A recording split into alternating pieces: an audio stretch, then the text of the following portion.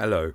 This message is for the people of the European Economic Community, and more particularly to hygiene professionals. Last week, in a well-known magazine, one of the largest chemical manufacturing companies announced a substantial price increase of its products. We are talking about a rise of 5 to 7%, and this as early as January 2019.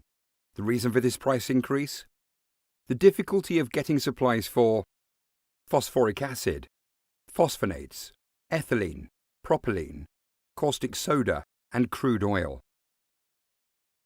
In short, what these large chemical companies are telling us is that next year it will cost you even more money to pollute our planet, and it will be even more expensive to poison your employees. Don't you think that this business model is completely outdated?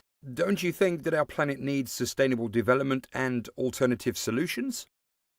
Don't you think your employees deserve to work with products that are safe for their health? InnuScience has been offering you for 26 years alternative solutions from biotechnology and not petroleum derivatives. InnuScience also offers you solutions that bring in substantial income for your organization. Call us at InnuScience Europe. We will be happy to meet with you and introduce these solutions. See you soon.